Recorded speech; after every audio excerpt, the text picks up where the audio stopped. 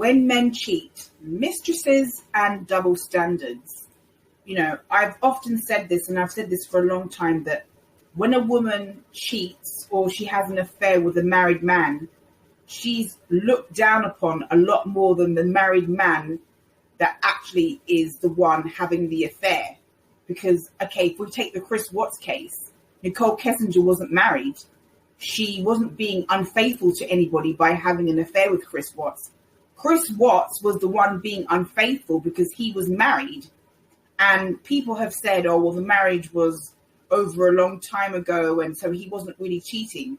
The fact of the matter is that Chris Watts was still married to Shanann when he conducted his affair, and he could have properly exited that marriage or ended that marriage before starting a new relationship with Nicole Kessinger if he really wanted to do the decent thing, if he was such a nice guy as people claim he was.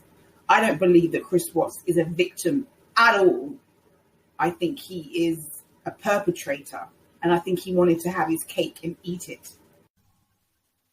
It seems to me that the few who defend Chris Watts and say he was a victim and he was a battered spouse and all that kind of crap, which I don't believe once for 1 second.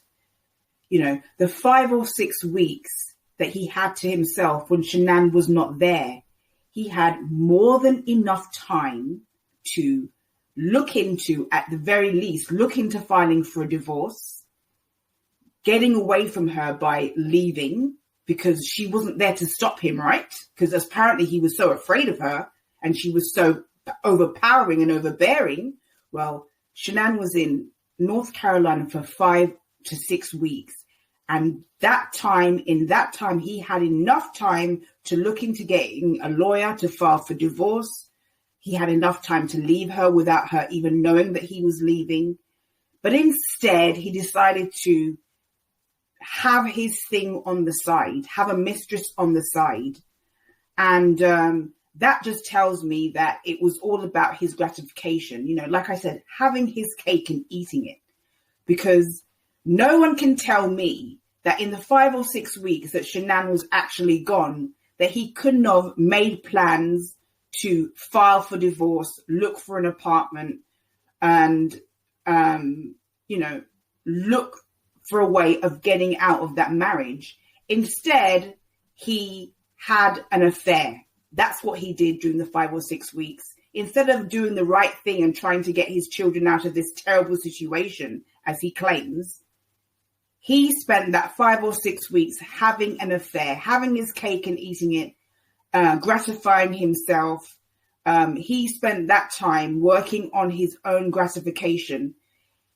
That's not going to wash with me. The victim, that he's a battered spouse and all of that. Well, he had 5 or 6 weeks when Shanann was not there to do whatever he wanted to do, which meant that he could have taken action at that point, taken steps to get out of that marriage. And he chose not to. He chose to gratify himself and get narcissistic supply from a mistress instead.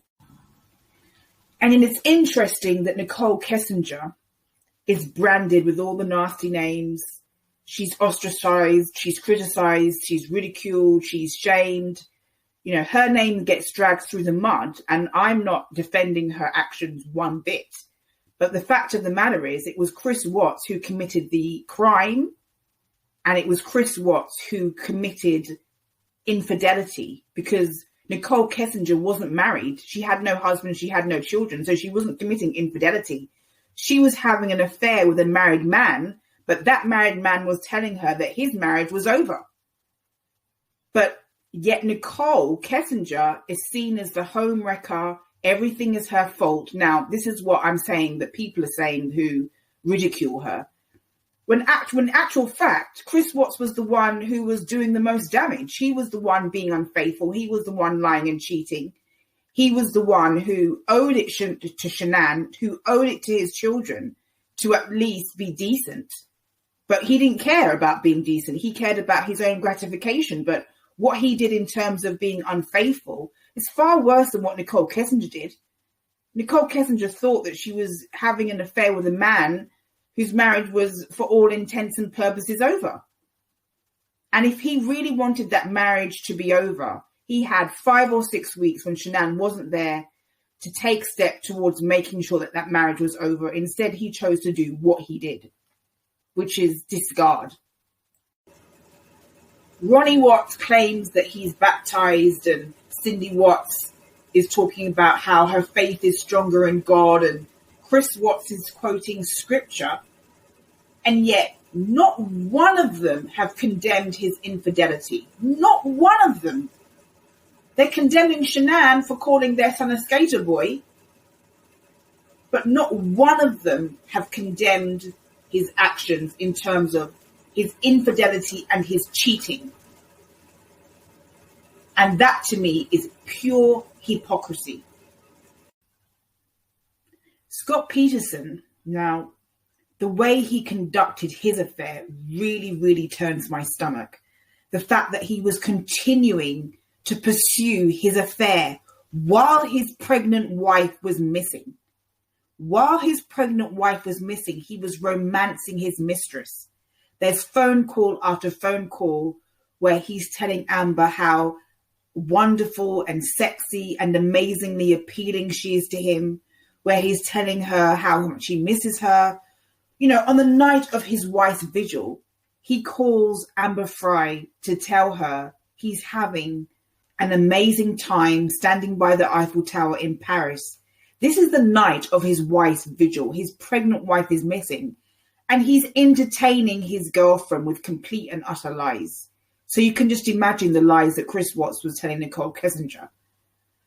But, you know, I think the difference in that case, I think people were really disgusted by Scott Peterson because he continued to pursue his affair while his pregnant wife was missing. If he just had an affair and that had stopped and he was looking for, you know, actively looking for his wife, and that there wasn't all these phone calls where we hear that he is actually pursuing his mistress while his pregnant wife is missing, I think it would have been a very different story. I think a lot of his conviction came out of the fact that he continued to pursue his affair while his pregnant wife was missing. But also the fact that he told his mistress before his wife actually went missing that he was a widower, that he had been widowed, that this would be the first Christmas he was spending without his wife. And this is when, you know, he told Amber Fry this when Lacey was still alive, when she hadn't gone missing. So he was, the seeds of the crime had started right then when he told Amber that he was going to be widowed, that he had been widowed, and this was going to be the first time he was going to spend Christmas without his wife. And 2 weeks later, his wife disappeared, and guess what date she disappeared? Lacey Peterson disappeared on the 24th of December. What do you know? What date was that? Just in time for Christmas. So I'm going to talk about that in the next episode.